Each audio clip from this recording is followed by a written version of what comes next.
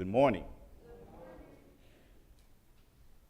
Certainly, indeed, it's a blessing to once again find ourselves assembled here in the house of the Lord with another opportunity to study a portion of His holy and divine word.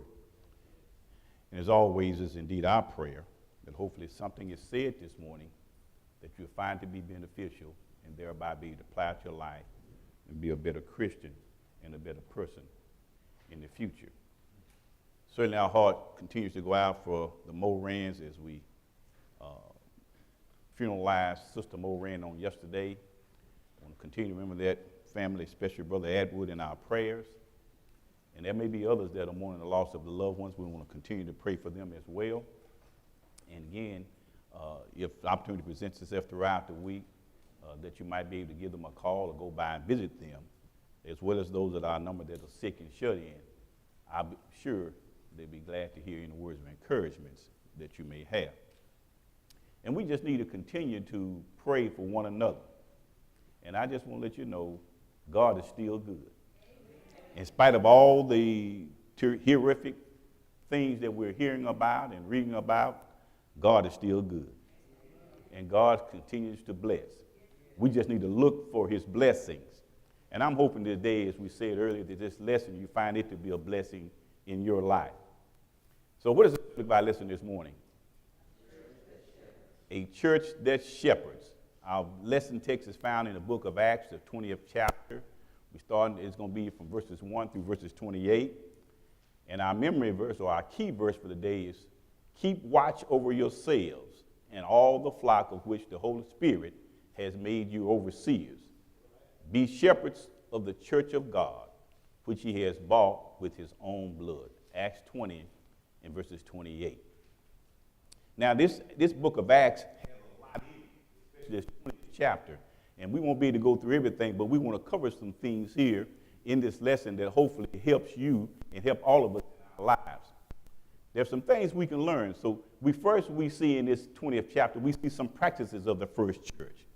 One of the things that we can notice is, it says on the first day of the week, when we gathered together to break bread, Paul began talking to them, intending to leave the next day. He prolonged his message until midnight. So we can take from that the disciples came together when? On the first day of the week. And what was one of the purposes of them coming together? To break bread. So we being members of the Lord's body should do what? Come together the first day of the week, and one of the things we need to do is to break bread.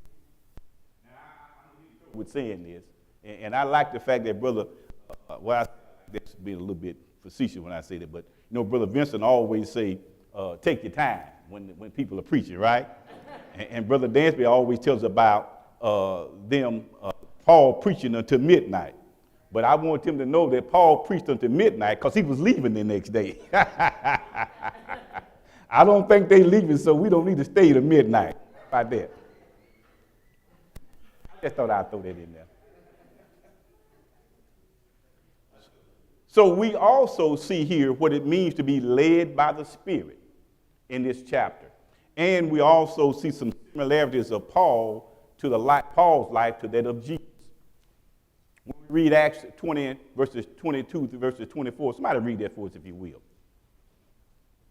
And now behold, bound by the Spirit, I am on my way to Jerusalem, not knowing what will happen to me there, except that the Holy Spirit solemnly testifies to me in every city, saying that chains and afflictions await me. But I do not consider my life of any account as dear to myself, so that I may finish my course and the ministry which I received from the Lord Jesus, to testify solemnly of the gospel of God's grace. Amen. So now if we look at this chapter, now we keep on the backdrop of it, we need to keep in mind Apostle Paul is being hounded by a group of people who were teaching something other than the truth. And more importantly, they was upset with him because he had changed the lives of men. He had changed their attitude.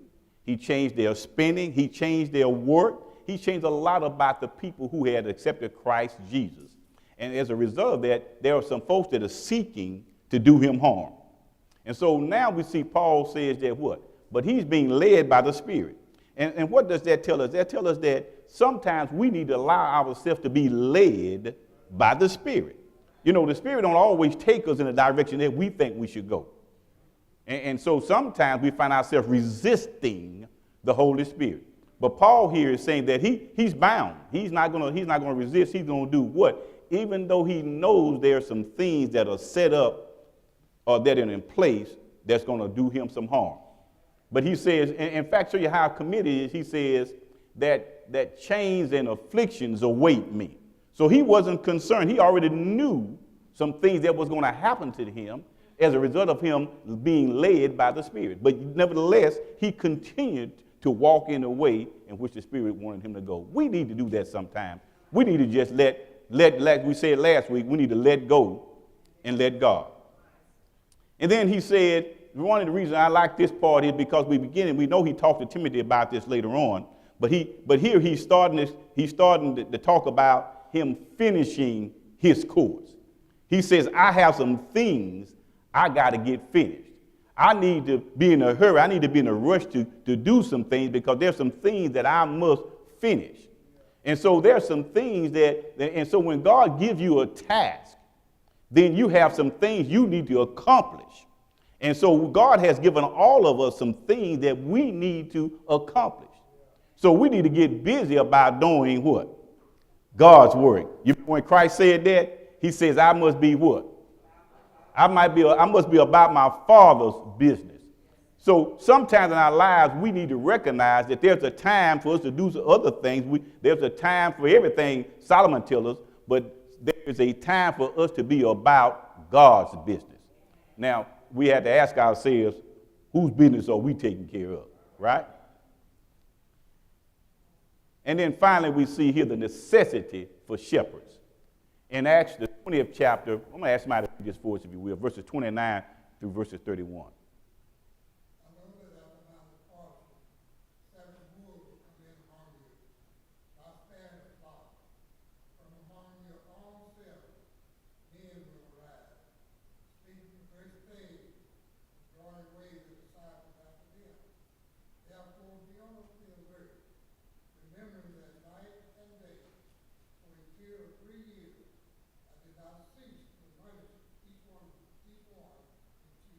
All right. So Apostle Paul here is sharing something with them. And he's specifically looking at his elders at this time. And notice what he says to them. He says, I know that after my departure, grievous wolves or savage wolves will come in among you, not sparing the flock. In other words, wolves do what they do, right? They come in, they seek to do what? They seek to ravish and tear up things. And so you can look and you can start identifying wolves by those that are doing what? Looking to tear up something. Now, I know y'all don't want to talk about this, huh? That's why we talk about wolves in sheep clothing, right? But they don't matter what they put on. You can tell what they intend to do because a wolf will be a wolf. And they're going to eat and tear up stuff, right? And Paul says that, he says, from among you. He didn't say from but he said from among your own selves, speaking what? Perverse things or things that are not acceptable or not according to practice. We can see that going on today and around our society, right? People that are coming up with things that are not acceptable practices or not that's according to the approved standard. Therefore, he says you need to be on alert. You need to be ever watchful for those wolves. So, you know, and so here's the thing we need to stop and think about for a minute before we get on into our lesson. But Apostle Paul is warning them and telling them to be on alert, and he's saying that that's going to happen from within, not from without. So if he's warning them, right, and telling them how they need to stay on guard, then don't you think we need to be on guard? Now, if you go back up one verse, he says, take heed to yourself. So the first thing you need to be on guard is that you ain't one of those wolves. That's what you need to look at. You need to ask yourself, am I a wolf? Right? Then after you make sure that you taking care of yourself, then he says you need to do what? You need to look out for other wolves. And you need to be on guard. He said, just like I have been on guard both day and night. And he said this was such a serious thing that he said, I cease not to admonish each one of you. How? With tears. And so he was begging and pleading with them to do the right thing.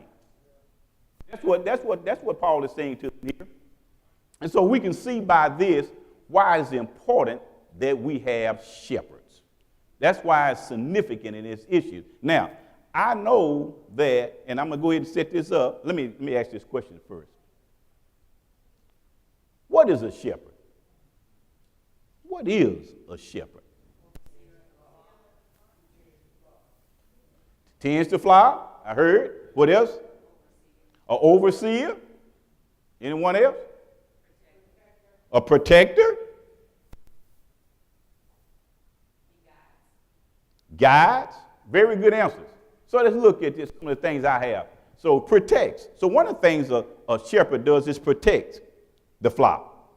Because the shepherd is aware that there are wolves out there, or there in many cases there are all types of predators out there that are looking to do harm to the flock. So the shepherd protects the flock. He guards it. He's ready to fight on behalf of the flock. He's not going to let something happen to them. He lives with them. You see, in order for him to be a good shepherd, he has to live with them. He can't shepherd or protect them from afar. He can't leave them out there all alone. He must be with them. He must see after them. And I like this part. He cares for them. You see, a real shepherd cares for the flock. He sees to their every need. He feeds them. He grooms them. He leads them to water. He does all the things that they need to do in order to live. And that's what a shepherd does, right? Look at what Jesus said in John the 10th chapter, chapter 10, verses 14 and 15. He said, I am the good shepherd, and I know my own, and my own know me. Just as the Father knows me, and I know the Father, and I lay down my life for the sheep. You see what Jesus says there? So in order for us to be a shepherd, we have to know each other. That means we can't, now, and I have to stop and ask, if I just only see you once or twice a week, do I know you? No. I know of you.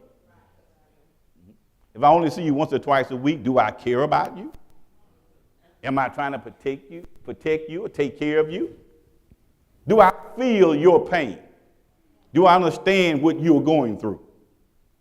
And I'm sorry to say that the answer has to be no, right? And so in order for us to be a shepherd, we must do those things. Now, I want to share something with you here. I was thinking about it, and I love to do that, and I'm going to encourage you to do that. I love to look at nature and to see God. Now, I don't know if you noticed, but now a lot of times you see ducks, right?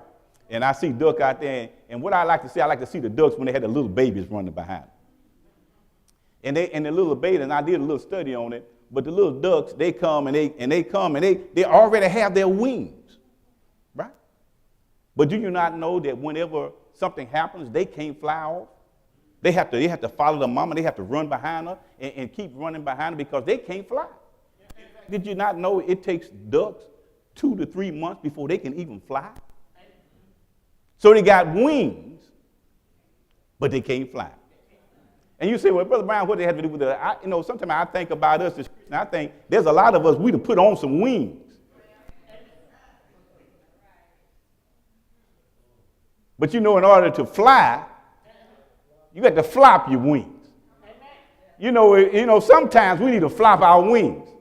We need some Christian. I saw the other week, Brother Graham, he was singing a song. He was singing about flying away. He went to flopping his wings.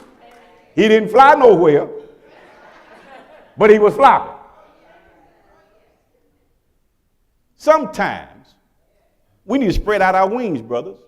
Sometimes we need to get the Spirit under our wings so that we can, other folks can see us and see Jesus. I'm talking about seeing Jesus. Let me move on. I hope y'all see that, what I'm talking about there. So let me ask y'all a question then. Who should be a shepherd? Who?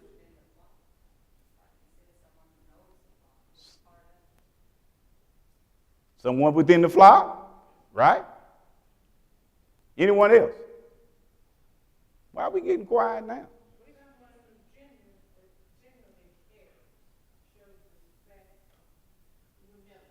Someone that generally cares and shows respect and humility. Let me help you with something, because apparently some of you didn't study this lesson. Because now we know Apostle Paul is going to be eventually talking to the elders, right? And so we go immediately to thinking about the overseers and talk about elders. But let me let you in on something. All experienced Christians need to be shepherds. You see, now, some of y'all been here. Y'all remember Brother Houston preached a sermon. And he says that you don't have to have a title. Y'all forgot that lesson? Some people do the work without the title.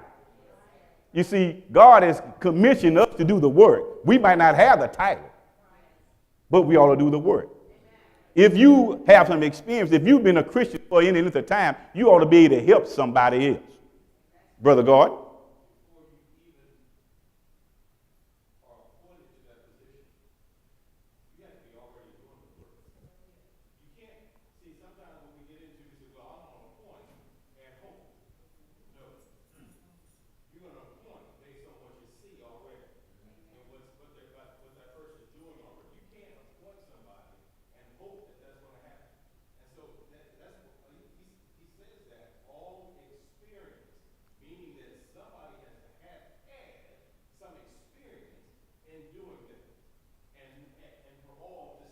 That's right.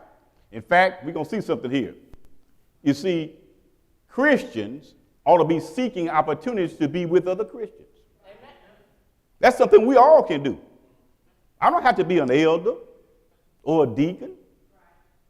Oh, I hate I brought those terms up, because if we got elders and deacons, shouldn't they be leading us in this?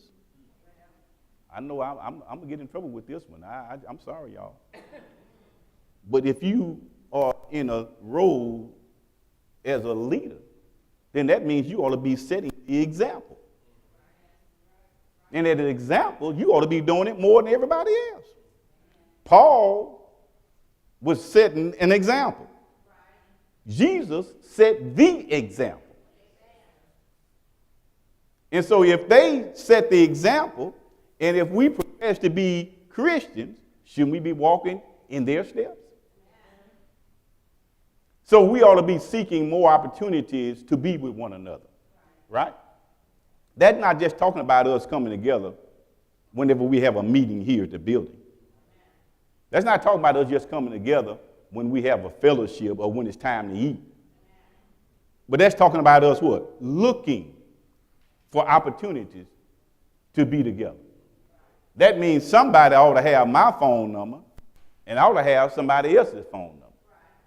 That means somebody ought to have my address, and I ought to have somebody else's address. That means every once in a while, somebody ought to call me, and every once in a while, I should be calling some other Christian, especially a younger Christian that needs some help and some support. And the more I know, and the more I am, and in terms of my Christianity, the more mature that I am, the more I should be the one doing it. I know y'all might not like this kind of teaching, but I'm just going to share it with you. We ought to be willing to help others go into God's presence. You see, too many Christians are living in isolation. Somehow or another, we take Christianity to mean that we need to go and we need to separate ourselves from everybody. But if we notice, Christ did what? He went into the world. He sought those that were lost. Paul is doing what? He's on his third missionary journey. He's doing what? He's going teaching about Jesus, showing examples of Jesus. Shouldn't we be doing the same thing? Shouldn't our lives be pointing others to Jesus? Shouldn't I be setting the example for those younger folk? And if anybody needs help today, is our young people. They are so confused about life. And I'm gonna let you in on the secret. The world is searching for Jesus. The world is searching. And they're looking. And somebody may drop by here this morning looking for him. I asked y'all last week, did y'all see anybody that looked like Jesus? And y'all sat there quiet as a mouse. And then finally somebody thought about somebody 200 miles away.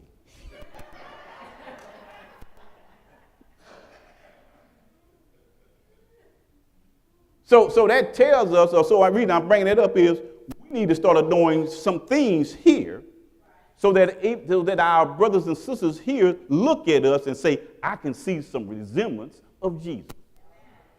Somebody ought to be able to holler out, there goes Jesus.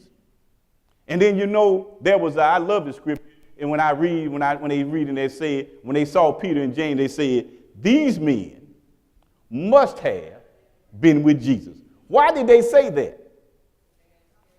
Because they had the characteristic. He had made a change, an indelible mark in their lives. And if Jesus has made a mark in our lives, somebody ought to be able to recognize it. Talk about God and the power of his grace in our lives. So that's what a shepherd should do. That's what we all as Christians should be. We need to be telling other people about God, about his power of his grace in our life, what God has done for us. I used to sit and I said until I studied this, I was thinking, I would say, I don't know why God has been so good to me. But then I started thinking, I do know why God has been, because I'm a child. And God said that if you being an evil father, give your child good gifts. So I know why I'm blessed. I know why I get excited.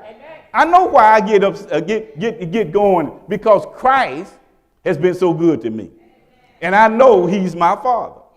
And so I don't get embarrassed like I used to around some of you when I get excited and say things, you're looking at me funny. But I don't worry about it no more. I know why you're looking at me funny. Because I'm flapping my wings, brother. I'm flapping my wings. I'm getting ready to fly out of here, y'all. Huh? I want to be like Jesus. I got to work on this thing. I got to stop letting people let me look like something that I ain't, being something that I ain't. I need to be a child of God. I need to show people that I'm a Christian.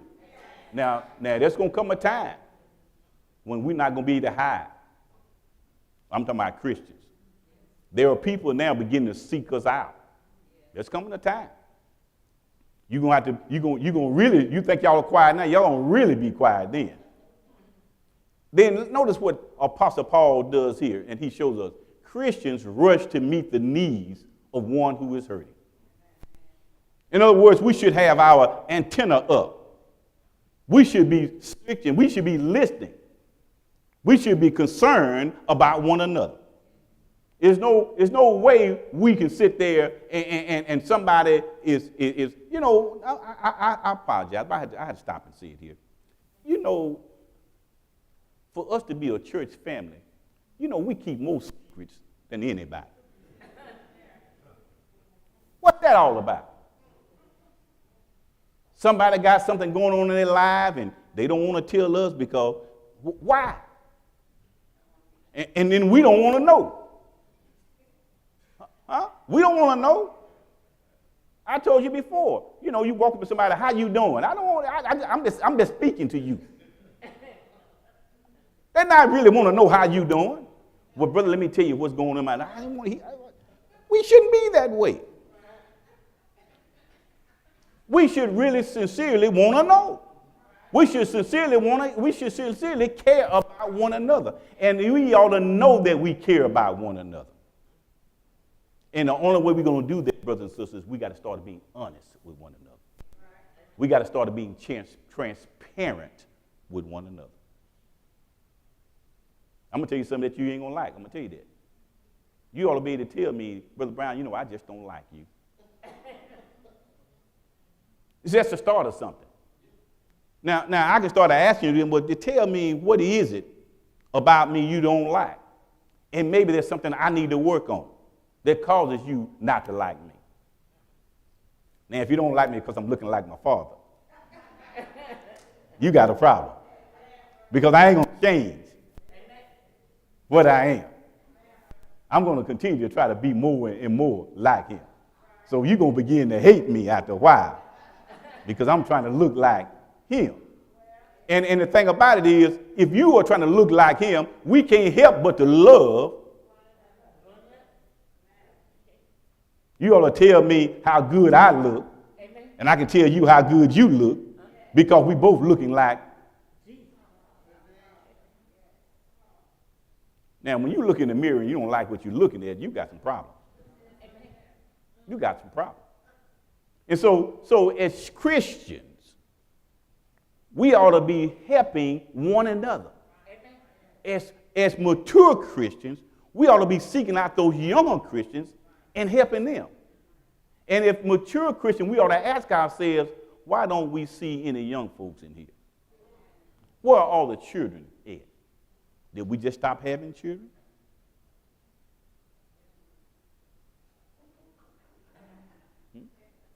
Somebody says, yeah, well, well, that's because of where y'all at now. But y'all children are having children. And some of y'all children are having children. And so you ought to be influencing somebody, because they ought to be looking at you and saying, I see Jesus. Brother Gordon?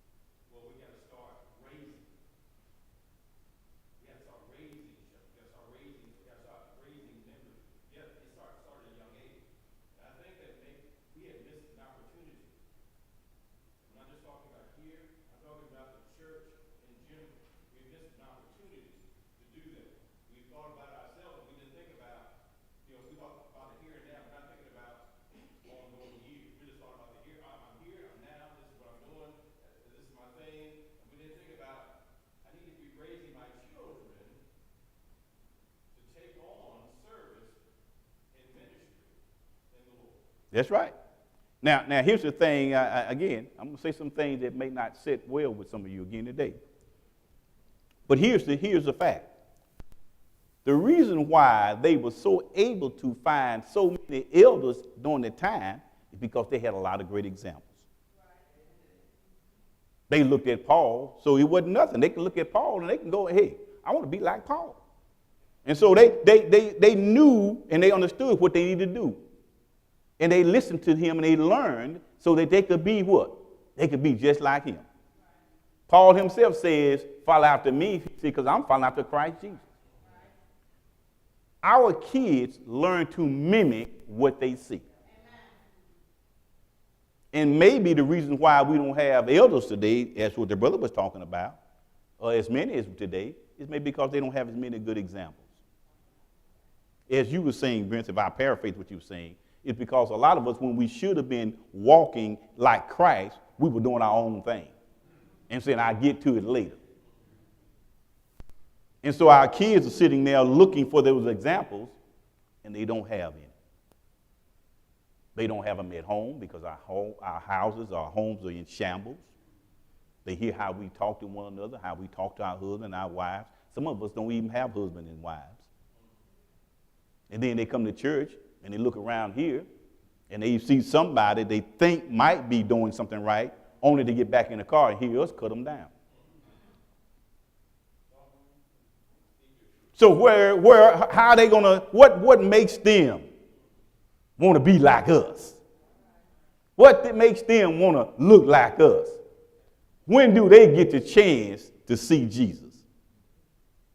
Oh, when I was growing up as a little boy, I could hear my mom and I can see them singing songs and doing things. You know, they might not have had the truth as what we know the truth.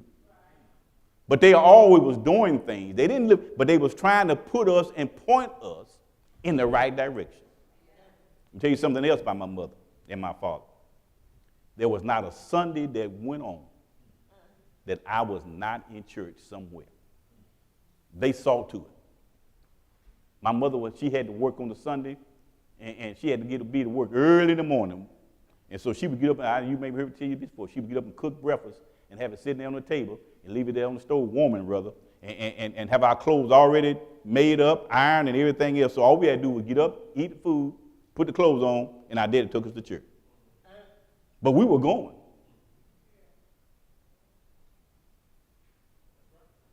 What about today? And then we look at our kids and wonder what went wrong. And I hate to tell you this, but and they used to go to school, or at least I would go to school. And it was two places. There was two places that I felt as safe as you could ever be. That was either at school or at church. I never worried about nobody want to do me any physical harm. Now, there may be somebody might have said something to me, but nobody was going to do any physical harm to me at church or at school. But now, look at us. We had to worry about our babies when they're in school, and now even at church schools. I'm just telling you, I'm just throwing it out there. That just tells you that the world needs Jesus. That needs some more examples. We need to wrap one another in the arms of God's love. We need to wrap one another in God's love. And I like the author use the term God's love because, sometimes our love is kind of, somebody said wishy-washy. Huh? Yeah, say what now? It depended on how you treat me, right? So we got some kind of funny love, sometime love, right? My love only works when I'm being loved. Huh? That's why people can't see Jesus. We doing just like everybody else. You speak to me, I speak to you. You won't shake my hand, I won't shake your hand. Huh? And I got that problem too, y'all. I'm like Paul said in such. I got that problem too.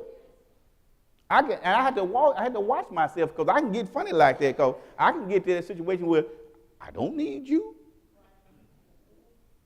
And so I go off all over there all by myself like I can be a Christian all by myself.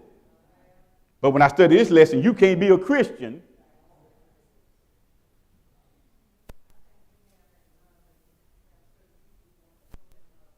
That's right, we do. And again, sometimes that's that people that what? That be nice to you. If you be nice to me, I'll be really nice to you. But what about them people that ain't so nice? What about them Christians that's struggling and they got problems that you don't know about because you uncaring and you hadn't dug deep enough? And let me tell you something. To find out what my real problem is, you have to spend time with me. Amen. To find out what my real issues are, you have to spend time with me. But some of us are too busy cleaning off our wings. We ain't going to use them, but we just going to clean them off. Huh? Sit there with our wings on, looking good. Wings look good. Can't go nowhere. Vince, you ought to preach that sermon sometime. Wings that won't flap.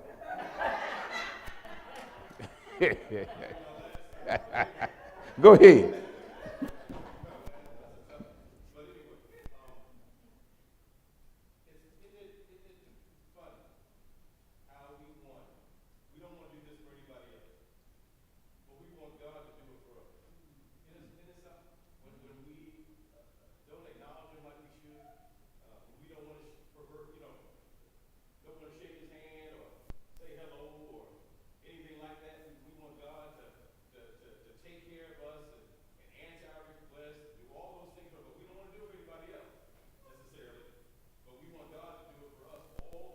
All the time. That's right. That's exactly what you just said, brother. You're exactly right. And that's what we as Christians got to get. We got to get beyond that, right? We got to be better than that if we're going to be like Christ. We got to get better than that. So what is an important role of a shepherd then? Now, and I want to help you with this. Hope you get this, that I'm saying I'm not speaking here just about elders or bishops, but I'm talking about someone who's shepherding someone. You see, now what that means is that if you look at me and you say you look at me like on the job, we call it mentorship. You see, we see someone that's new in something, someone that's a novice, and we look at them and we take them up on our arm and we give them guidance. We give them some directions because we want to see them attain other heights, right? And so as Christians, we need to be looking around us to see someone. And we ought to see someone, we ought to take somebody up on our wing. You might need to take me up on your wing and say, I see he has potential, and give me some guidance, right? Some of you could do a better job than I am of teaching this class. So you ought to call me to the side and give me some pointers. Help me out so that I can be better, right? And so that's what we mean by a shepherd. So what is an important role of a shepherd? I want you to get this. What is one important role of a shepherd? Let me help you since y'all looking at me kind of strange. It's to provide encouragement. It's to provide encouragement. One of the things that I remember that was more helpful to me as a young man is that it seemed as though all the people around me were always encouraging. Even when they gave me some criticism, they were trying to motivate me to do better, to be better. I received ample encouragement. And the reason I bring that out is because our kids are struggling now. And they need encouragement from us. And even further than that, there's Christians who are struggling now. And they need encouragement from us. Look at what Jesus said. He said, these things I have spoken unto you, that in me you might have peace. And in the world you shall have tribulation, but be of good cheer, for I have overcome the world. You see, Jesus was encouraging his disciples. He was encouraging us. And I'm going to tell you something else. Notice this. Jesus needed some encouragement. Now, I may be stretching it here, but watch this. You remember when he told his disciples when he was on the road, when he was getting ready to go to Gethsemane, he said, stay here and pray for me. You see, he needed encouragement. He said, for the flesh is weak, but the spirit is willing. So Jesus needed some encouragement. Now, if he needed encouragement, if he needed prayer, don't you think I need some encouragement? Don't you think I need prayer? Don't you think Brother Dansman need it? Don't you think Brother Gordon need it? Don't you think these deacons need it? Don't you think we all in this congregation need it? We all need encouragement. And sometimes giving somebody, and I know y'all get tired of me saying this, but we all big into sports. And we watch all these teams. And I can't think of anybody that get more encouragement than those Dallas Cowboys. It don't matter how many times they lose. It don't matter how long they lose. Them Cowboy fans go by the jerseys. They go out and they pray, they holler for them, and they root for them all the time. And then we see our little brother and sister make one mistake, and we put them down for it. Huh? How come we can't encourage one another? Preacher get up there and preach his heart out. No encouragement. Song leader singing his heart out. No encouragement. Deacon praying all he can pray. No encouragement. Why can't we encourage one another? Apostle Paul was doing some encouragement. Look at what he said. It says in Acts 20, verses 1 and 2, it says, after the uproar had ceased, Paul sent for the disciples, and when he had encouraged them and taken his leave of them, he left them to go to Macedonia. When he had gone through those regions and had given them much encouragement, he came to Greece. Notice what he did. He called his disciples again. He called them together. He gave them what? Encouragement. Amen. Now, I know sometimes we got some things that we need to hear that's hard to hear. But it's also good to leave us with some encouragement. Right? Sometimes you have to tell me the truth. Sometimes you have to say, Brian, you ain't getting it. But go out there and get with it. I know you can do it. Right? That's what I need to hear. I need some encouragement. We ought to be encouraging one another. We ought to be encouraging our children.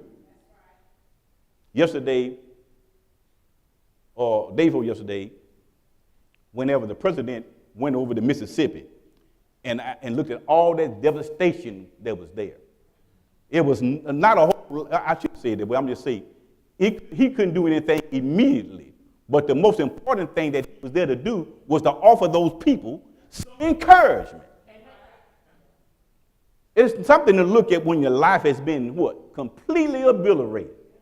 You're looking for somebody with some encouragement, for some encouraging words. We ought to be the people when things happen. We are taking people encouragement. I can't say enough about us being encouraging people. I can't say enough about the importance of a shepherd encouraging others. And that's talking about us, not just the elders. It's talking about us encouraging one another. I know I may have missed the last 50 Sundays, but you still ought to call me and say, I'm looking to see you next Sunday. I'm hopeful that you'll be there. I'm waiting on you. In fact, if you need me, I'll come by and get you and bring you there. Wouldn't that be something?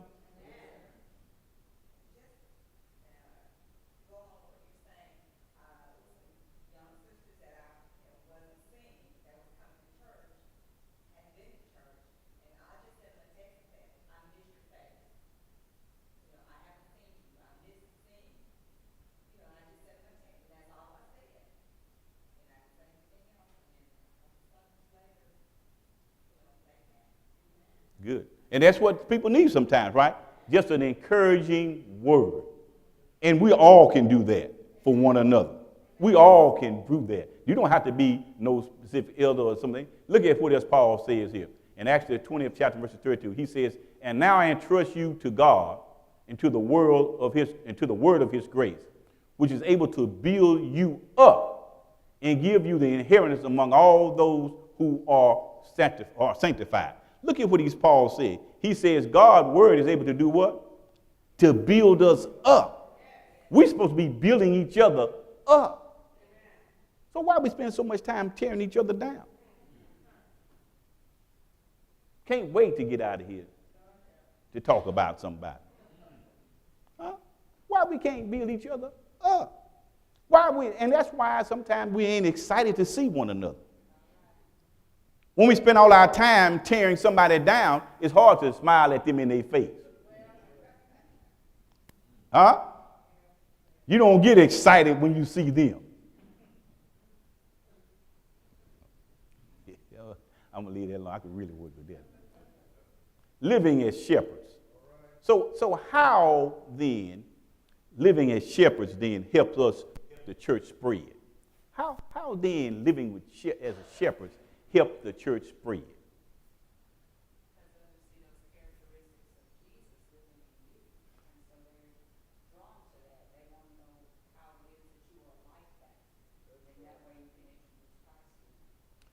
Brother Dansby? You know, in addition to all of this we're talking about, what I see, the primary thing that I see in this lesson is every day.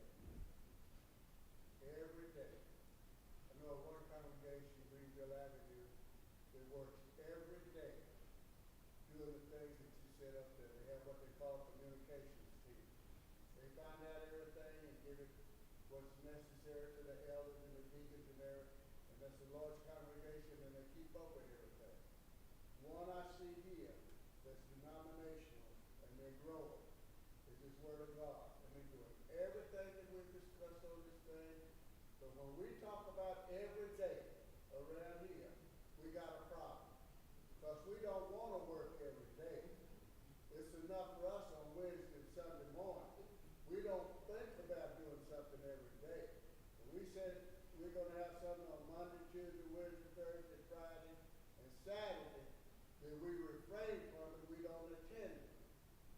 We don't attend devotion. We don't attend brothers' class. Every day. That's what this lesson is telling us. Every day. I'm going to let Brother Dansby on a secret. He's going to get upset when I tell him this. But that points to the fact that we don't like one another.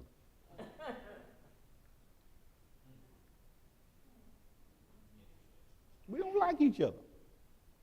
When you like folks, you like being around them. You like doing things with them. I know y'all might not want to hear it. I'm just got to tell y'all how it is.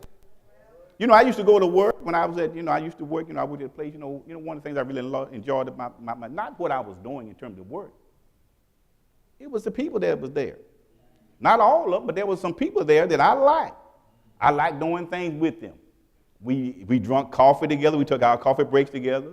We went to lunch together. We spent, they were my work friends. Now, when I left and went home, I didn't fool with them no more because they was my work friends. Well, we got church friends. Uh-oh, y'all looking at me now. We got church friends. And when we come to church, we see our church friends. We visit with them, we laugh with them, we talk with them, we have our relationship. But when we go home, I go see my real friends. Uh-oh. I got some real friends. See, I know some of y'all don't like that. Y'all don't like to quantify things. Huh?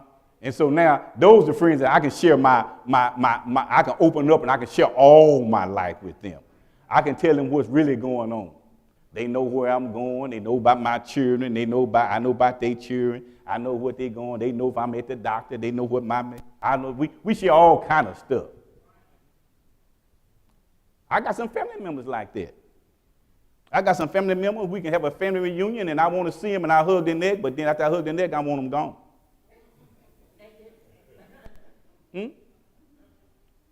I don't tell them nothing.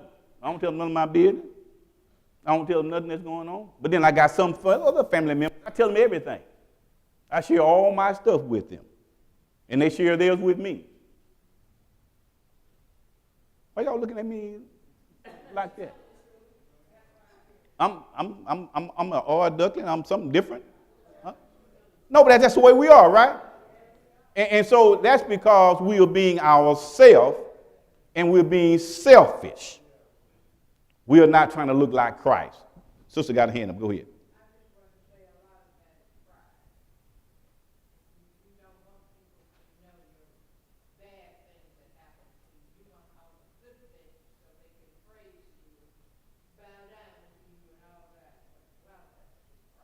Yeah, and a lot of what you said is true, but here's the other part of that is.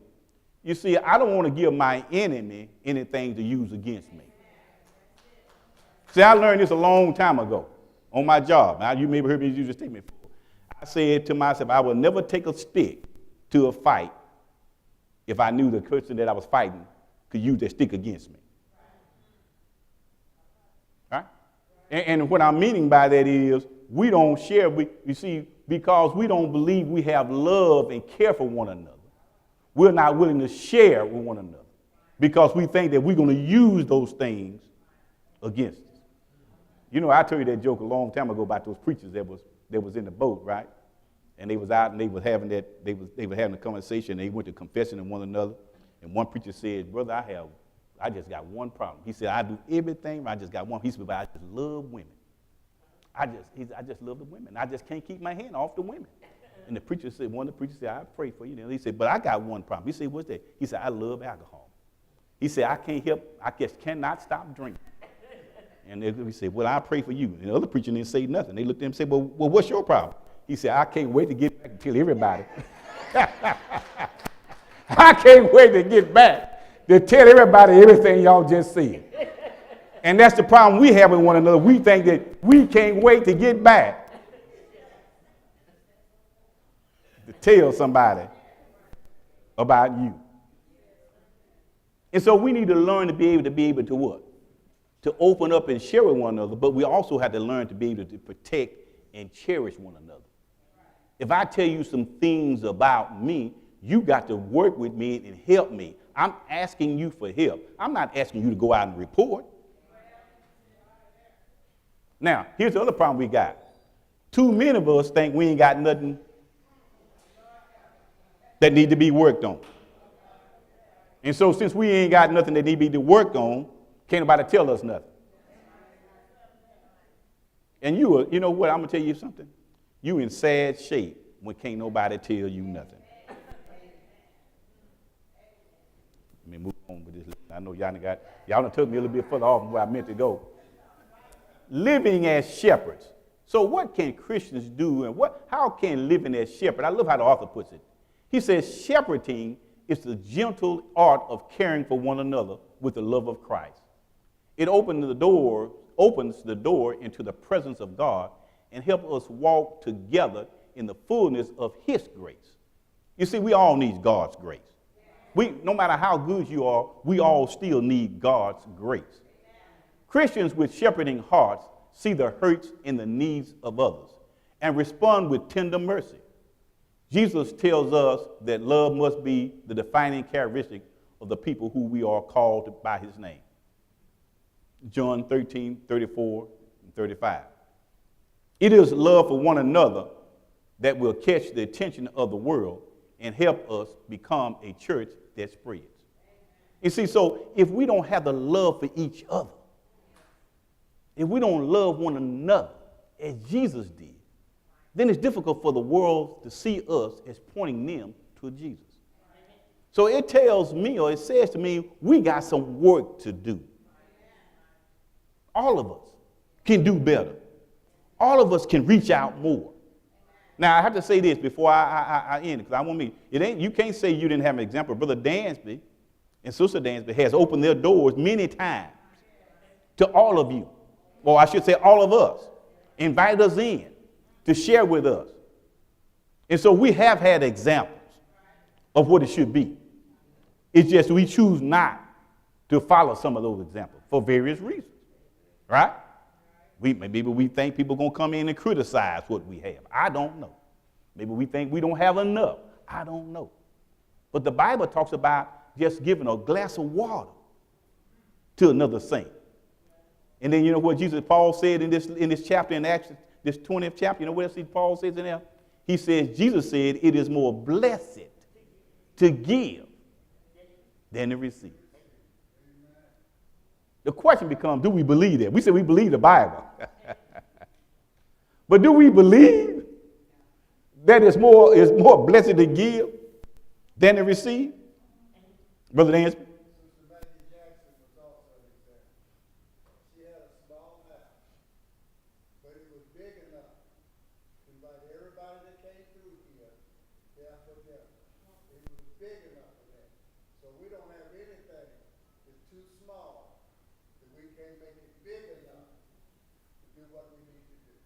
We just had to have a bigger heart, right?